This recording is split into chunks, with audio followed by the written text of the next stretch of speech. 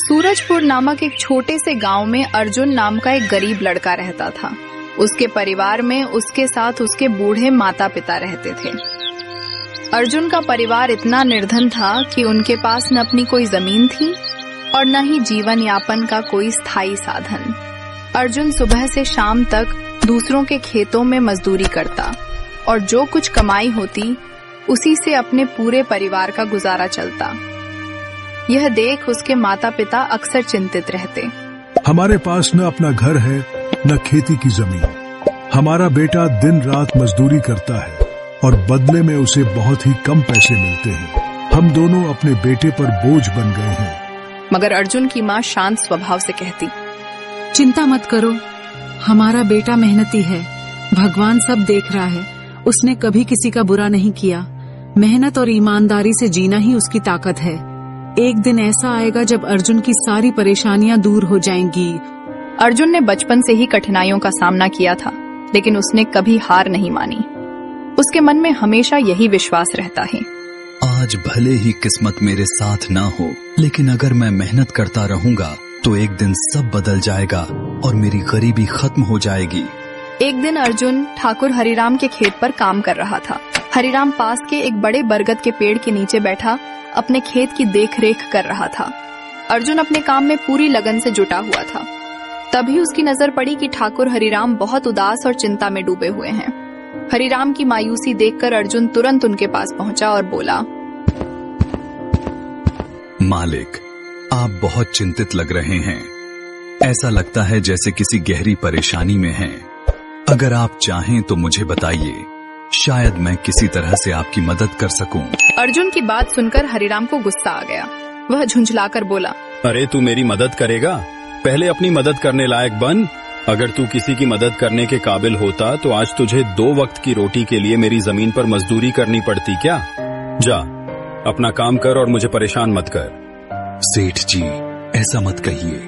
यह सब समय और भाग्य की बात है। किस्मत इंसान को हर पल परखती है, लेकिन मेहनत करने वाला कभी हारता नहीं।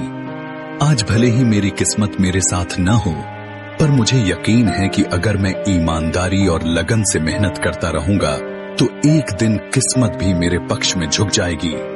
मेहनत और धैर्य से तकदीर के दरवाजे खुलने में भले देर हो, लेकिन मेहनत कभी व्यर्थ नहीं जाती।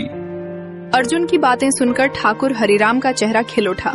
वह बोला, अरे अर्जुन, तेरे विचार वाकई बहुत अच्छे हैं। इतनी परेशानियों के बावजूद तू इतना सकारात्मक सोचता है, यह देखकर मेरे मन को सचमुच सुकून मिला। तेरी बातें दिल को छू गईं। अर्जुन ने मुस्कुराकर कहा, मालिक, यह सब मेरे पिता की सीख है। जब भी मैं किसी चीज को लेकर जिद करता था, मेरे पिता मुझे समझाते थे। बेटा अर्जुन, हमारे पास इतना धन नहीं है कि तेरी हर इच्छा पूरी कर सकूं, लेकिन एक बात हमेशा याद रखना, जिंदगी भी मौसम की तरह होती है। कभी यह धूप की तरह खुशियों से भरी होती है, कभी सर्द हवाओं की तरह कठिनाइयां लाती है और कभी बारिश की तरह परेशानियां। लेकिन जैसे हर मौसम गुजर जाता है, वैसे ही जिंदगी के मुश्किल हालात भी बीत जाते हैं। बस धैर्य और हिम्मत बनाए रखना, क्योंकि एक दिन सब कुछ ठीक हो ही जाता है। हरिराम यह सुनकर भावुक हो गया और बोला, वाह अर्जुन, तेरे पिता वाकई बहुत नेक इंसान होंगे। एक दिन मुझे उनसे जरूर मिलना चाहिए। अर्जुन ने फिर पूछा, मालिक, आखिर हुआ क्या है? आप मुझसे साफ साफ कहिए, क्या पता आपकी परेशानी का कोई हल निकल ही आए। हरिराम ने गहरी सांस लेकर कहा, अर्जुन, मैं एक बड़ी मुसीबत में फंस गया हूँ। मुझे इसका कोई हल नजर नहीं आ रहा। दरअसल हमारे गांव में मेरे पिता की एक पुश्तैनी जमीन है। वह जमीन कई पीढ़ियों से हमारे परिवार के पास रही है। उस पर मेरा और मेरे छोटे भाई का हक है, लेकिन गांव के ही कुछ लोग, बाप और बेटे दोनों, ने उस जमीन पर कब्जा कर लिया है। मैं पुलिस थाने जाकर शिकायत करने की सोच रहा था, मगर गांव के कई बड़े बड़े लोग उन्हीं के साथ खड़े हैं। कितनी भी कोशिश कर लूं, पर मैं उनका कुछ बिगाड़ नहीं सकता। अब तो उन लोगों ने उस जमीन पर खेती भी शुरू कर दी है। हरिराम ने दुखी होकर कहा, मेरे पिता की पुश्तैनी जमीन मेरे हाथों से छीनी जा रही है। यही सोच सोच कर मैं परेशान हो रहा हूँ। समझ नहीं पा रहा कि अब क्या करूं। अर्जुन ने शांत स्वर में कहा, आप सही कह रहे हैं मालिक। अगर आप कानून का सहारा भी लेंगे तो भी उन लोगों के दबदबे और गांव के बड़े बुजुर्गों की वजह से शायद आपको न्याय न मिल पाए, लेकिन इसका कोई और रास्ता हो सकता है। हरिराम ने तुरंत उत्सुकता से पूछा, तो फिर अर्जुन तू ही बता, अब मैं क्या करूं? मैं तो सचमुच थक चुका हूं। मेरी पुश्तैनी जमीन छीनी जा रही है और मैं कुछ भी नहीं कर पा रहा। मालिक, हर समस्या का हल जरूर होता है। अगर आप चाहें तो मैं एक उपाय बता सकता हूं जिससे आप अपनी जमीन दोबारा हासिल कर सकते हैं। अरे तो बताना अर्जुन, आखिर वह तरीका क्या है? तब अर्जुन ने धैर्य से पूरी तरकीब समझाई। उसने बताया कि किस तरह चतुराई से और गांव के नियम कायदों के सहारे उन लोगों को उनकी असलियत के साथ बेनकाब किया जा सकता। तरकीब सुनकर हरिराम की आंखों में चमक आ गई। वह बोला, वाह अर्जुन, तू तो बहुत समझदार निकला। तेरी इस योजना से तो मुझे अपनी जमीन जरूर वापस मिल जाएगी। मैं तुझसे वादा करता हूँ, अगर यह योजना सफल हुई तो मैं अपनी जमीन का एक हिस्सा तेरे नाम कर दूंगा। अर्जुन ने विनम्रता से उत्तर दिया, नहीं मालिक, आप ऐसा क्यों कह रहे हैं? आप ही की वजह से मुझे और मेरे परिवार को 2 वक्त की रोटी नसीब होती है। आपकी मदद करना मेरा कर्तव्य है। मुझे आपकी जमीन का कोई हिस्सा नहीं चाहिए। ठीक है अर्जुन, तू वाकई नेक दिल इंसान है। कल से तू इस काम पर लग जा। अगले दिन अर्जुन उन बाप बेटों के पास पहुंचा जिनका नाम रघुनाथ और विजय था। वही लोग थे जिन्होंने ठाकुर हरिराम की जमीन पर कब्जा कर रखा था। अर्जुन ने हाथ जोड़कर कहा, नमस्ते सेठ जी। मैं यहाँ से गुजर रहा था तो सुना कि आपके यहाँ काम के लिए मजदूर की जरूरत है। क्या मुझे भी कोई काम मिल सकता है? रघुनाथ ने आंखें तरेड़ते हुए कहा, अरे अरे, तू है कौन? किसने कह दिया कि हमें मजदूर की जरूरत है? यहाँ किसी मजदूर की कोई जरूरत नहीं है। अर्जुन विनम्रता से बोला, सेठ जी, मैं एक गरीब मजदूर हूँ। पास के गांव में रहता हूँ और काम की तलाश में भटकता रहता हूँ। रोज कहीं न कहीं मेहनत मजदूरी करके पेट पालता हूँ। कभी खेती बाड़ी में हाथ बंटा लेता हूँ तो कभी कोई और काम कर लेता हूँ। यह तो ठीक है, लेकिन हमारे यहाँ फिलहाल किसी मजदूर की जरूरत नहीं है। सेठ जी, मैंने तो सुना था कि आप लोग इस गांव के सबसे बड़े जमींदार हैं। बहुत सारी जमीन है, इसलिए मुझे लगा कि यहाँ हमेशा मजदूरों की जरूरत रहती होगी। सोचा शायद मुझे भी कोई काम मिल जाए। रघुनाथ ने फिर कठोर स्वर में कहा, भाई मैंने साफ कह दिया ना, हमें किसी मजदूर की जरूरत नहीं है। अर्जुन हल्के से मुस्कुराया और बोला, अच्छा, इसका मतलब हरिराम सेठ आपके बारे में सही कहते थे। यह सुनकर रघुनाथ और विजय चौंक गए। दोनों एक साथ बोले, क्या कहा? हरिराम ने हमारे बारे में क्या कहा? अर्जुन ने लापरवाही से हाथ हिलाते हुए कहा, अरे नहीं सेठ जी, कुछ खास नहीं। खैर, आपके यहाँ तो काम नहीं है तो मैं कहीं और देखने चला जाता हूँ। अर्जुन वहाँ से जाने के लिए मुड़ा ही था कि रघुनाथ और विजय को शंका हुई। उन्होंने तुरंत अर्जुन को रोककर कहा, ठहरो, हमें साफ साफ बताओ, हरिराम ने हमारे बारे में आखिर क्या कहा है? अरे भाई इधर आओ, शायद तुम्हारे लिए हमारे पास एक काम हो। धन्यवाद सेठ जी, बताइए क्या काम है? आप जो भी काम कहेंगे मैं करने के लिए तैयार हूँ। आखिर मेरे बूढ़े माता पिता का पेट पालना है। सब्र रखो, काम तो हम तुम्हें बता ही देंगे। पहले यह बताओ, हरिराम हमारे बारे में क्या कह रहा था? सेठ जी, मैं पहले ठाकुर हरिराम के यहाँ काम करता था, लेकिन वह बहुत कंजूस और रूखा इंसान है। मैं वहाँ दिन रात मेहनत करता था, पर इतनी मेहनत के बाद भी वह मुझे सही मजदूरी नहीं देता था। कल इसी बात पर मेरी उससे कहासुनी हो गई। फिर क्या हुआ? उसने हमारे बारे में क्या कहा? अर्जुन ने गहरी सांस लेकर कहा, जब मेरी हरिराम से बहस हो रही थी तब उसने मुझे कहा कि पूरे गांव में उससे ज्यादा कोई मजदूरी नहीं देता। इस पर मुझे गुस्सा आ गया और मैंने कह दिया कि गांव के सबसे बड़े जमींदार रघुनाथ सेठ और विजय सेठ अपने मजदूरों को सबसे अच्छी मजदूरी देते हैं। इसी वजह से आपके यहाँ हमेशा मजदूर काम करने के लिए तैयार रहते हैं। यह सुनकर रघुनाथ ने गर्व से कहा, हाँ भाई, तूने बिल्कुल सही कहा। आखिर हम इस गांव के सबसे बड़े जमींदार हैं। हमारा फर्ज है कि जो भी मजदूर हमारे यहाँ काम करे उसे उसकी मेहनत के हिसाब से सही मजदूरी मिले। वाह सेठ जी, आपने बहुत नेक बात कही। हरिराम सेठ तो कभी भी आपकी बराबरी नहीं कर सकता। अर्जुन की मीठी और समझदारी भरी बातों में रघुनाथ और विजय पूरी तरह फंस गए। वे दोनों खुश होकर बोले, चलो अब काम की बात करते हैं। तुम हमें अच्छे इंसान लगते हो। हमारे खेतों में काम करने के लिए हमें तुम्हारे जैसे ही किसी मजदूर की जरूरत थी। कल से ही काम पर आ जाना। अर्जुन ने धन्यवाद दिया और अगले दिन से ही उनके खेतों पर काम करने लगा। कुछ दिन ऐसे ही बीत गए। एक दिन रघुनाथ अपने बेटे विजय से बोला, विजय बेटा, यह अर्जुन तो बहुत ही मेहनती है। यह अकेले ही 4 लोगों का काम कर देता है।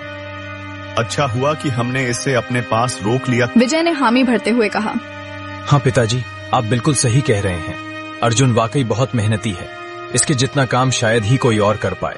यह पूरे दिन खेत पर जी जान से लगा रहता है। धीरे धीरे अर्जुन की मेहनत और लगन ने रघुनाथ और विजय का दिल जीत लिया। कुछ दिन और बीत गए। एक शाम दोनों बाप बेटे अपने खेतों का दौरा करने निकले। जब वे खेत पर पहुंचे तो देखा कि अर्जुन अभी तक काम में जुटा हुआ है। रघुनाथ ने आवाज लगाई, अरे अर्जुन भाई, अब तो रात होने वाली है। तुम अभी तक काम में लगे हो। अब घर जाओ और आराम करो। सेठ जी, हमारी किस्मत में आराम कहाँ। घर पर बूढ़े माता पिता हैं। अगर मैं काम नहीं करूंगा तो उनके लिए 2 वक्त का खाना कहां से जुटाऊंगा। घर पर बैठकर खाली समय बिताने से बेहतर है कि मैं काम करूं। इससे मेरा मन भी लगा रहता है। तुम वाकई बहुत मेहनती हो अर्जुन, लेकिन अब आज का काम यहीं छोड़ दो। घर जाकर थोड़ा आराम कर लो। नहीं मालिक, इसकी कोई जरूरत नहीं है। मुझे तो काम करने में ही सुकून मिलता है। आप लोग जाइए, मैं बिल्कुल ठीक हूँ। ठीक है अर्जुन, जैसा तुम्हारा मन। जब काम पूरा कर लो तो घर चले जाना। यह कहकर दोनों पिता पुत्र खेत को अर्जुन के भरोसे छोड़कर अपने घर लौट गए। अगली सुबह जब रघुनाथ और उसका बेटा खेत पर पहुंचे तो देखा कि वहां पुलिस के कुछ सिपाही खड़े हैं। पुलिस की जीप और थानेदार को देखकर दोनों घबराए और जल्दी से आगे बढ़े। क्या हुआ दरोगा जी, आप यहाँ इस तरह क्यों आए हैं? थानेदार ने कड़क आवाज में कहा, क्या यह जमीन तुम दोनों की है? जी हाँ दरोगा जी, यह जमीन हमारी है। हमारे पास इसके सारे कागजात भी मौजूद हैं। तो फिर तुम दोनों को जेल ले जाकर ताले के पीछे डालना ही पड़ेगा। दोनों एक साथ चिल्लाए और कहा, क्या? लेकिन क्यों? हमने क्या किया है? अभी तुम सब समझ जाओगे। पलट कर देखो जरा अपनी जमीन को। दोनों ने पीछे मुड़कर देखा तो उनके पैरों तले जमीन खिसक गई। खेत की मिट्टी से एक सड़ा गला कंकाल बाहर निकाला गया था। सुरेश कांपते हुए बोला, ये क्या है? ये लाश हमारे खेत में कैसे? थानेदार ने गुस्से से कहा, अब मासूम बनने का नाटक मत करो। पहले किसी को मारकर खेत में गाड़ दो और अब कह रहे हो कि हमें कुछ नहीं पता। नहीं दरोगा जी, हमें सचमुच कुछ नहीं मालूम। ये लाश यहाँ कैसे आई, हमें बिल्कुल जानकारी नहीं है। चुप। झूठ बोलने से सच्चाई नहीं बदलेगी। अगर फांसी नहीं हुई तो कम से कम उम्र कैद की सजा तो पक्की है।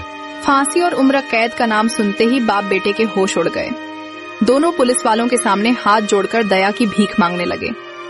थानेदार ने सख्त आवाज में कहा, देखो, अब कोई चालाकी मत करना। तुम दोनों में से कोई एक तो जेल जाएगा ही। अभी फैसला कर लो कि कौन जाएगा। सुनकर रघुनाथ और उसके बेटे सुरेश के चेहरे पर पसीना आ गया। उन्होंने थानेदार से कहा, थानेदार साहब, हमें थोड़ा समय दे दीजिए, हम आपस में बात कर लेते हैं। ठीक है, लेकिन मेरे पास ज्यादा वक्त नहीं है। सिर्फ 5 मिनट हैं तुम्हारे पास। इतना कहकर वह पास खड़ा हो गया। रघुनाथ, सुरेश और मजदूर अर्जुन थोड़ी दूरी पर जाकर धीरे धीरे आपस में बातचीत करने लगे। सुरेश बोला, पिताजी, अगर हम दोनों फंस गए तो बर्बाद हो जाएंगे। कोई न कोई रास्ता निकालना होगा। रघुनाथ ने अर्जुन से कहा, अरे अर्जुन, तू ही कोई उपाय बता, हमें बचा ले। मालिक, मेरी एक बात ध्यान से सुनिए। यह हड्डियां देखकर लगता है कि यह लाश कई महीनों पहले की है। शायद किसी पुराने झगड़े का मामला हो, लेकिन अगर तुम दोनों चुप रहोगे तो शक तुम पर ही जाएगा। बेहतर यही होगा कि सच बता दो। यह सुनकर सुरेश घबरा गया। उसका चेहरा पीला पड़ गया। फांसी और उम्र कैद की बातें सुनकर वह पहले ही डर से कांप रहा था। अब अर्जुन की बातों ने उसकी हिम्मत तोड़ दी। वह रघुनाथ और अर्जुन दोनों के सामने झुक गया और घबराहट में पूरी सच्चाई बताने लगा। दरोगा जी, यह खेत तो असल में सेठ हरिराम का है। लेकिन मैं कैसे मान लूं? तहसील से जो कागज हमारे पास आए थे उनमें लिखा है कि इस जमीन पर मुकदमा चल रहा है और कब्जा तो पंडित माधव और उसका बेटा करण किए हुए थे। अब अचानक तुम कह रहे हो कि खेत हरिराम का है। साहब, हमने ही हरिराम से धोखा किया था। असल में हम इस खेत को हड़पना चाहते थे, लेकिन अब हमें यह जमीन नहीं चाहिए। अगर आप कहें तो हम अभी अपना केस भी वापस ले लेंगे। दरोगा कुछ सोच ही रहा था। मुखिया रघुनाथ बोले, हरिराम, सच सच बताओ, ये कंकाल यहाँ कैसे आया? किसे मारकर गाड़ा है तुमने? नहीं मुखिया जी, यह असली कंकाल नहीं है, यह तो नकली हड्डियों का ढांचा है। दरअसल माधव और करण ने मेरी जमीन हड़प ली थी। तब मैंने और मोहन ने मिलकर यह चाल चली ताकि इन दोनों के मुंह से सच निकलवाया जा सके। यह सुनते ही माधव और कर्ण के चेहरे का रंग उड़ गया। दोनों एक दूसरे को देखने लगे।